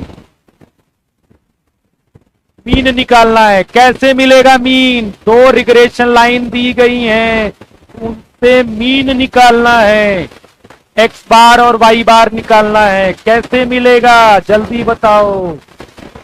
एक्स बार वाई बार निकालना है, कैसे मिलेगा एक्स बार और वाई बार, जल्दी बताओ मुझे। जो लोग ध्यान से सुन रहे होंगे उनको आ गया होगा, आ गया होगा कि कैसे निकालेंगे एक्स बार वाई बार। दोनों को सॉल्व करके, इन दोनों को सॉल्व करिए, जो एक्स और दो वहां से जो एक्स और वाई आएगा वही एक्स बार वाई बार होगा। तो जब कभी आपको रिग्रेशन लाइन दी गई हो तो आपको उन दोनों को सॉल्व करना है, और वहां से जो एक्स और वाई आएगा वही एक्स बार वाई बार आएगा। इसको याद रखने की जिम्मेदारी आपकी है, ठीक है। अब मेरी बात ध्यान से सुनिए, एक लेक्चर और तो लेना ही पड़ेगा इसमें, क्योंकि थ्योरी भी कंप्लीट नहीं हो पाएगी और क्वेश्चन तो हो ही नहीं पाएगा, ठीक है। चलिए कुछ बातों का और ध्यान रखना है, वो भी ध्यान रख लीजिए, फिर क्वेश्चन करते हैं हम। पहली चीज यहां पर क्या है, ये जो आर है और ये जो बी एक्स वाई है और ये बी वाई एक्स है, ये सब क्या होते हैं, सेम साइन के होते हैं। क्या होते हैं, सेम साइन, समान चिन्ह के होते हैं। ये सब क्या है सर, बेटा ये जो आर है वो क्या है, कोरिलेशन कोफिशिएंट है, और ये B X Y B Y X क्या है, रिग्रेशन कोफिशिएंट है। करके बता दीजिए, शर्म करिए, शर्म करिए, शर्म करिए कि आप ये कह रहे हो मुझसे कि इसको सॉल्व करके बताइए। यार तुम लोग एकदम कामचोर हो, इतने कामचोर हो कि तुम कह रहे हो इन दोनों को सॉल्व करके मैं बताऊं तुम्हें। हद हो गई यार। तो तुम क्या पेपर में करोगे जब तुम मेरी कैलकुलेशन देखकर रटना चाहते हो? तुम इन दोनों को सॉल्व नहीं कर पाते हो, कर पा रहे हो तो पेपर मत देना, तुम्हारा पेपर नहीं निकलेगा अपने पास। ये ध्यान से रख लो। यदि इन दोनों को सॉल्व करने तुम्हें अभी तक नहीं आता, इसका मतलब तुमने मैथ में कुछ पढ़ा ही नहीं होगा, और आता है तो मजाक मत करो यहां। मतलब हद हो गई यार, मतलब ऑनलाइन क्लास चल रही है, कुछ भी बोले जा रहे हो, मजाक बना के रख लिया तुमने क्लास का यार। केवल चैट करे जा रहे हो, बातें करते हो यार। कितनी बार मैं समझाऊं कि बातें मत किया करो, चैट में बेवजह मत लिखा करो, कुछ भी मत अपना कंसंट्रेशन भंग किया करो, लेकिन नहीं मानना है। लिखेंगे, बातें करेंगे, सब बातें करेंगे। कभी कभी ठीक लगता है, तुम्हारा हमेशा ऐसे ही चलता है यार। फिर कहोगे समझ में नहीं आ रहा, फिर कहोगे कि मैं भूल गया सब कुछ सर जी, सर बहुत दिक्कत हो रही है, फिर रोना शुरू कर दोगे। मत चैट किया करो। चैट इसलिए थोड़ा मानिए, चैट होती जरूरी चीजों के लिए, और तुम्हारा हर 1 मिनट में तुम्हें चैट करना होता है। क्या समझा रहा हूं मैं यहां पर? मैंने समझाया कि ये जो आर होता है, ठीक है, आर होता है, बी एक्स वाई होता है, बी वाई एक्स होता है, ये सब सेम साइन के होंगे। यदि पॉजिटिव होंगे तो सारे पॉजिटिव होंगे, निगेटिव होंगे तो सारे निगेटिव होंगे। ठीक है। दूसरा, आर निकालने का एक फॉर्मूला है, plus minus under root B X Y into B Y X. ये आर निकालने का एक फॉर्मूला है। ठीक है। एक बार फॉर्मूला आप ये लगाओगे, plus under root B X Y into B Y X, और एक बार ये फॉर्मूला ये लगाओगे। 2 फॉर्मूले है ना, कब लगाओगे बताओ? ये वाला फॉर्मूला कब लगाओगे? ये वाला तब लगाओगे जब तीनों पॉजिटिव होंगे। जब ये क्या हो, R B X Y B Y X तीनों के तीनों पॉजिटिव हो। और ये कब लगाओगे? जब तीनों के तीनों निगेटिव हो। बात समझ में आई? ठीक है। बात समझ रहे हो कि नहीं? मैंने बोला कि ये जो आर है, बी एक्स वाई है, बी वाई एक्स है, ये सब क्या है, सेम साइन के। ये क्या है, सब सेम साइन के हैं।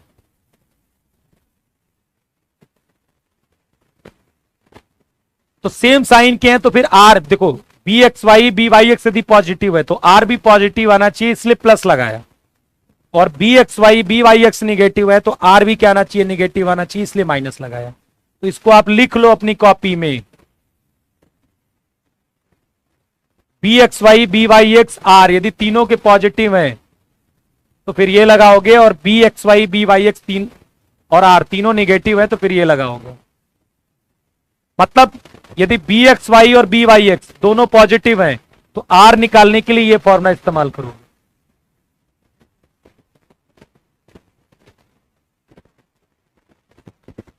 बी एक्स वाई और बी वाई एक्स यदि पॉजिटिव हैं, दोनों के दोनों, ये भी और ये भी, ये दोनों पॉजिटिव हैं तो ये लगाओगे। और इन दोनों के दोनों यदि निगेटिव है तो ये लगाओगे। और एक पॉजिटिव एक निगेटिव तो हो ही नहीं सकता है, एक पॉजिटिव एक निगेटिव नहीं हो सकता, दोनों सब सेम साइन के होते हैं। मैंने यहां पर बताया है, दोनों रिग्रेशन कोफिशिएंट, समांतर गुणांक और आर, ये सब सेम साइन के होते हैं। इन सबका चिन्ह बराबर होता है, मतलब तीनों पॉजिटिव होंगे या फिर तीनों निगेटिव होंगे। तो कोई मतलब ही नहीं है ये सोचना कि एक पॉजिटिव और एक निगेटिव हो जाए तो क्या होगा, ऐसा नहीं होगा।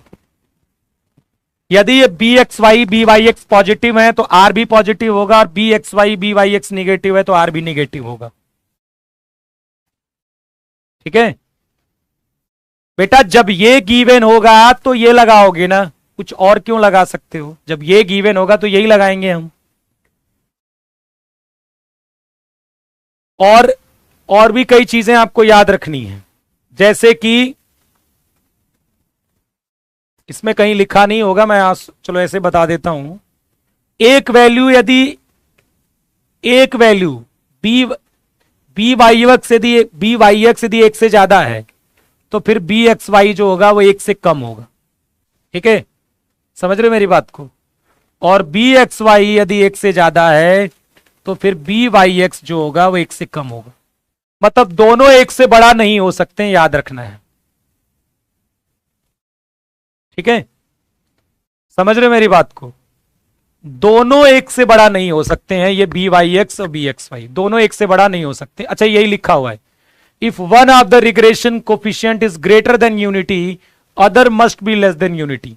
यदि एक से बड़ा है तो दूसरा एक से छोटा होगा, यदि ये वाला एक से बड़ा है तो फिर ये वाला एक से छोटा होगा।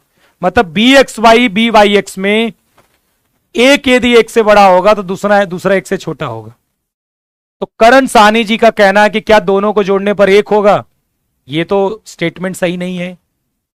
मैंने कहा एक से कम होगा, दोनों एक से ज्यादा है तो दोनों एक से कम होगा, तो दोनों को जोड़ने पर एक कैसे होगा बेटा?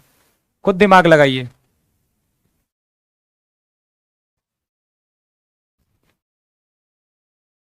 ठीक है, ये आपको याद रखना है, क्योंकि ऐसा हुआ तो फिर आर दोनों एक से बड़े हो गए। मान लो बी वाई एक्स हो गया 5 करोड़ और बी एक्स वाई हो गया 10 करोड़, तो आर तो आ जाएगा √15 करोड़।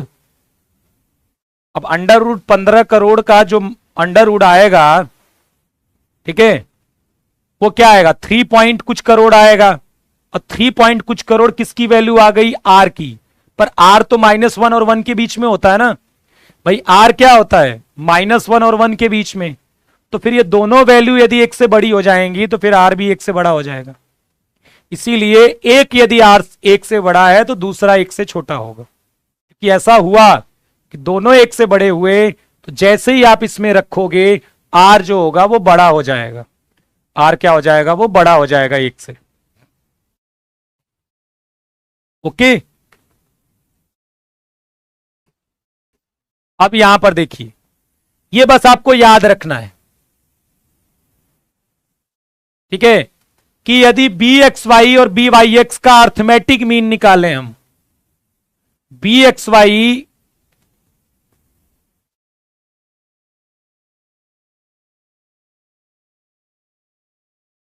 मैंने पीछे क्या कर दिया था, 1 मिनट, मैंने कुछ पीछे गलत बोला है क्या?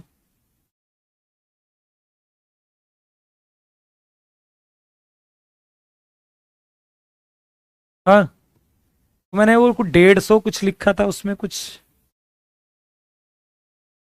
150 था, क्या था वो? 15 था, 15 ही तो था, तो फिर तो 3 पॉइंट समथिंग होगा, 15 ही था ना। ठीक है, ये आपको याद रखना है कि इनका अर्थमेटिक मीन जो होगा वो मॉड आर से बड़ा होगा, बस इतना याद रखना है।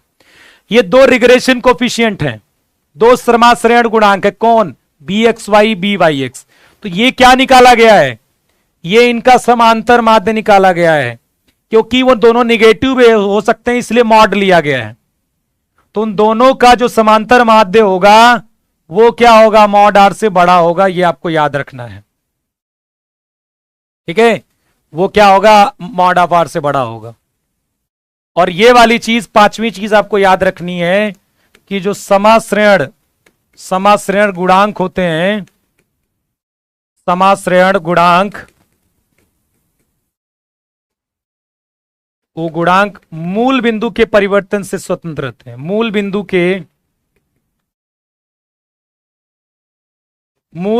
के परिवर्तन से स्वतंत्र होते हैं, कि परिवर्तन से स्वतंत्र होते हैं, से क्या होते हैं? स्वतंत्र होते हैं। क्या होते हैं? मूल बिंदु के परिवर्तन से क्या होते हैं? स्वतंत्र होते हैं। ये मूल बिंदु के परिवर्तन से क्या होते हैं? स्वतंत्र होते हैं। ठीक है रिया जी, मैंने अभी बताया कि मॉड क्यों लेते हैं, लेकिन आप लोग ध्यान से नहीं सुनते हो, आप लोग ध्यान से नहीं सुनते हो, एकदम ध्यान से नहीं सुनते हो, एकदम ध्यान से नहीं सुनते हो कि क्यों मॉड लिया गया, क्योंकि दोनों निगेटिव भी हो सकता है, लेकिन आप सुनते नहीं हो। दोनों निगेटिव भी हो सकता है, B X Y B Y X दोनों निगेटिव साइन की भी हो सकते हैं, इसलिए मॉड लिया गया। उनका मॉड लेकर हम कंपेयरिंग करेंगे, उनकी मॉड लेकर हम कंपेयर करेंगे, ठीक है। उनका क्या लेंगे, मॉड लेकर कंपेयर करेंगे। ये सिंपल सी बात है कि B X Y B Y X, ये आपके पास दो रिग्रेशन कोफिशिएंट है, इनका एम निकालिए, समांतर माध्य निकालिए। कैसे निकालेंगे, उनको जोड़िए, डिवाइडेड बाई 2 करिए, उसका मॉड ले लीजिए, क्योंकि दोनों नेगेटिव भी हो सकते हैं, तो वो जो मॉड होगा वो आर ऑफ मॉड से हमेशा बड़ा होगा। दूसरी चीज कि जो रिग्रेशन कोफिशिएंट होता है वो उसमें हम ऑब्जर्वेशन में यदि कुछ प्लस कर देते हैं तो चेंज इन ओरिजिन से इंडिपेंडेंट होता है, परंतु पैमाने से नहीं। इस स्टेटमेंट को भी याद रखना है, क्योंकि ये पूछा जाता है। परंतु पैमाने से नहीं, परंतु पैमाने से नहीं, ठीक है। एक लास्ट टॉपिक मैं बता दे रहा हूं, एक बार इसको पढ़ के आइएगा। मैं कल एक रख दूं क्या क्लास, एक 10 बजे से क्लास रख दूं क्या तुम्हारी, 10 से 11 क्लास रख दूं एक, इसको करवाने के लिए। देखिए 10 से 11 तो तुम्हारी कोई क्लास होती है क्या, 10 से 11?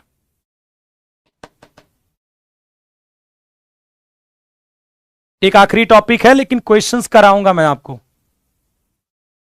एक्सेप्ट उसका, उसके अलावा क्वेश्चन कराऊंगा। मतलब जो यूट्यूब पर होगा उसको अलग छोड़ दो, ऐप में भी आपकी एक क्लास होगी इसकी प्रैक्टिस की। 10 से करवा दे एक, लेकिन यार 10 से करवाऊंगा तो मेरे लंच क्या कैसे खाऊंगा मैं, घर से तो लंच ही नहीं ला पाऊंगा मैं यार, ऐसा हो गया तो। चलो देखता हूं मैं। अब तो 2 बजे 5 मिनट बाद एयरफोर्स में क्लास है, तो मैं बढ़ा भी नहीं सकता इस क्लास को। अब क्या कर सकता हूं मैं, कोई पॉसिबिलिटी?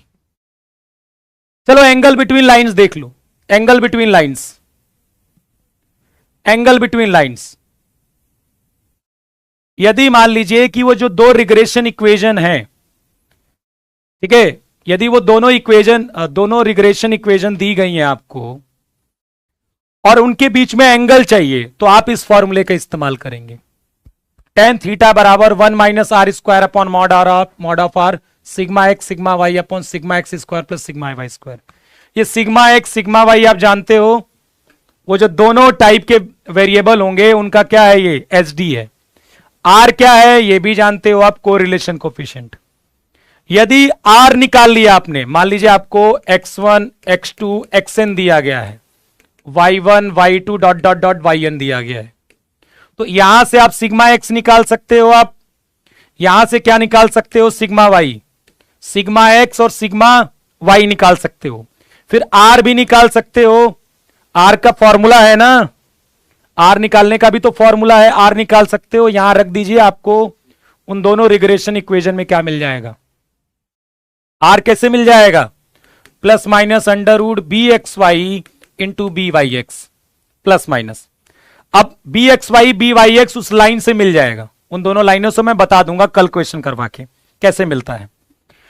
ये एंगल बिटवीन लाइंस का फॉर्मूला है। अब आप सोचिए, यदि एंगल बिटवीन लाइंस का फॉर्मूला है और आर यदि 0 हो गया, ये बताइए आर यदि 0 हो गया तो tan थीटा कितना आएगा, जल्दी बताओ। आर यदि 0 हो गया तो tan थीटा कितना आएगा, यदि आर 0 हो गया तो tan theta B Y X तो दोनों सेम होंगे। क्यों सेम होंगे बेटा, क्यों सेम होंगे, अलग होंगे। मैं कल आपको बताऊंगा क्वेश्चन में कि एक रिग्रेशन लाइन दी होगी तो वहां से बी एक्स वाई, और जैसे दो रिग्रेशन लाइन दी गई है तो वहां से बी एक्स वाई और बी वाई एक्स कैसे निकालेंगे, क्योंकि जैसे B X Y B Y X मिल जाएगा, आर मिल जाएगा ना मेरा, तो वो भी हम पढ़ेंगे। तो tan थीटा कितना हो जाएगा, अनडिफाइन हो जाएगा भैया, ठीक है। गधा हो एकदम यार, इतना वज्र गधा हो तुम लोग। आर बराबर 0 रखने पर ये tan थीटा अनडिफाइन आएगा ना, अनडिफाइन आएगा। तो टेन थीटा अनडिफाइंड मतलब थीटा कितना हो जाएगा 90 डिग्री। थीटा कितना हो जाएगा 90 डिग्री। जीरो आएगा बताओ यार। आर जीरो रखने पर इन्हें ये नहीं पता चल रहा है कि इसको जीरो रख देंगे तो ये अनडिफाइन हो जाएगा बताओ। तो टेन थीटा क्या हो जाएगा अनडिफाइंड, तो थीटा कितना हो जाएगा 90 डिग्री। 90 डिग्री मतलब वो दोनों लाइंस क्या होंगी, परपेंडिकुलर होंगी। वो दोनों लाइंस क्या होंगी, लंबवत होंगी। ठीक है। और आर बराबर प्लस माइनस वन हो गया तो दोनों लाइंस क्या होंगी, कोइंसाइड कर जाएंगी। क्योंकि आर बराबर यदि प्लस माइनस वन हो गया तो टेन थीटा कितना हो जाएगा, जीरो के बराबर। तो थीटा कितना हो जाएगा, 0 डिग्री के बराबर। थीटा कितना हो जाएगा, 0 डिग्री के बराबर। ठीक है। तो टॉपिक वाइज ये सब चीजें इसमें खत्म हो गई हैं। ये सब पढ़ के आइएगा। ये सबको आपको क्या करना है, पढ़कर आना है। कल मैं एक क्लास रख रहा हूं 10 बजे से, ठीक है। 10 से 11 आपका एक प्रैक्टिस सेशन होगा स्टैटिस्टिक्स पर, 10 से 11 मॉर्निंग में। ठीक है, 10 से 11। ठीक है। ऑन साइड मतलब एक के ऊपर एक चढ़ गए, एक के ऊपर एक। समझ रहे हो बात। कल एक 10 से 11 आपको इस सारे टॉपिक्स पर मैं एक बार क्वेश्चंस कराऊंगा और फिर आपको यहां से रिलेशन सिखा दूंगा बाकी टॉपिक्स। एक बार अपने स्तर से इनको पढ़ के आइएगा ये सब इत्मीनान से, अच्छे से। और फिर मैं इन सब के बारे में चर्चाएं भी करूंगा आपसे। ठीक है, इन सब के बारे में कल 10 बजे से 11 बजे